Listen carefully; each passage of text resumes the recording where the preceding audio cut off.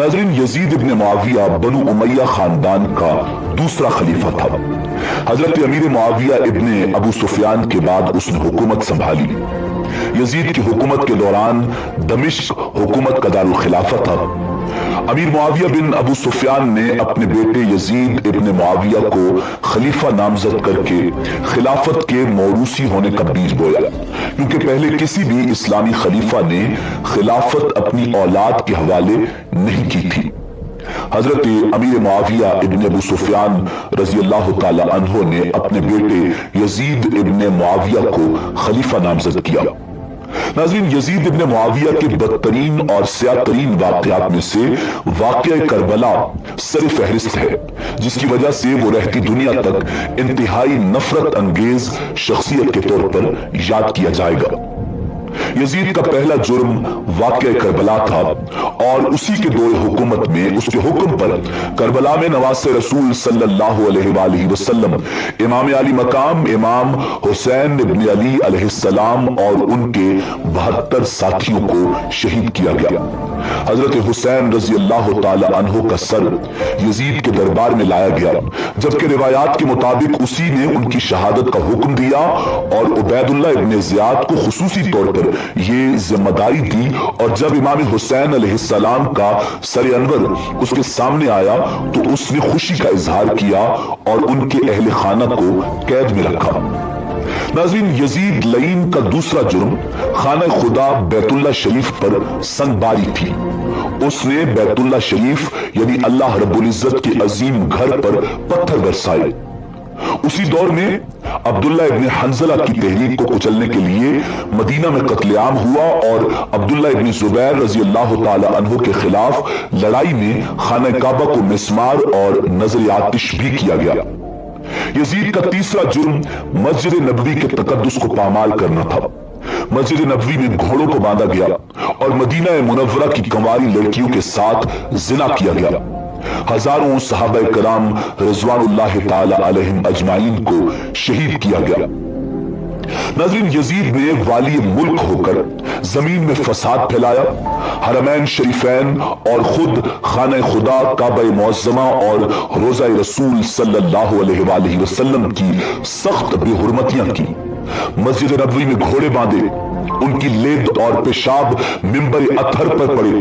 3 दिन तक मस्जिद नबवी सल्लल्लाहु अलैहि वसल्लम माज़अल्लाह बेआज़ान और बेनमाज रही। मक्का और मदीना और हिजाज में हजारों सहाबा और ताबीन बेगुनाह शहीद किए। उसने अपने फौजियों पर औरतों के जिना को हलाल किया हुआ था।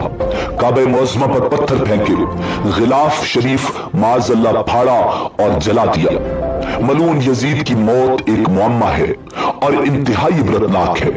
तारीख उसकी मौत के बारे में मुख्तलिफ क़यास-ए-राइयां पेश करती है। वाक़या करबला के कुछ दिनों बाद यजीद एक इंतहाई मूजी मर्ज में मुब्तला हुआ, जिसके सबब उस मलून को पेट में दर्द और आंतों के जख्मों की टीस से उसे ऐसा तड़पाया जैसे मछली पानी के बगैर तड़पती है। हमस में जब उसको अपनी मौत का यकीन हो गया तो अपने बड़े बेटे को बिस्तर मर्ग पर बुलाया और उमूर सल्तनत से मुताल्लिक उसे कुछ कहना ही चाहता था कि मुआविया इब्न यजीद ने बेसाख्ता चीखते हुए कहा, निहायत जिल्लत व हकारत के साथ ये कहकर बाप की पेशकश को ठुकरा दिया कि जिस ताज व तख्त पर आले रसूल सल्लल्लाहु अलैहि वसल्लम के खून के धब्बे हैं, मैं उसको किसी भी सूरत कबूल नहीं कर सकता। नाज़रीन, वाज़ेह रहे कि यजीद के वालिद सहाबी रसूल हजरत अमीर मुआविया रजी अल्लाह ताला अन्हु थे और उसने अपने बेटे का नाम भी मुआविया रखा हुआ था, यानी मुआविया इब्न यजीद। और उसी बेटे ने कहा कि अल्लाह मुझे ऐसी मनहूस खिलाफत की हुकूमत से महरूम रखे जिसकी बुनियाद रसूलुल्लाह सल्लल्लाहु अलैहि वसल्लम के नवासे के खून पर रखी गई है। नाज़रीन, यजीद अपने बेटे की बात सुनकर तड़प उठा और शिद्दत रंजो अलम से बिस्तर पर पांव मारने लगा और मौत से कुछ दिन पहले यजीद की आंतें सड़ गई थीं और उसमें कीड़े पड़ गए थे। तकलीफ की शिद्दत से वो सड़ गई थी और उसमें कीड़े पड़ गए थे।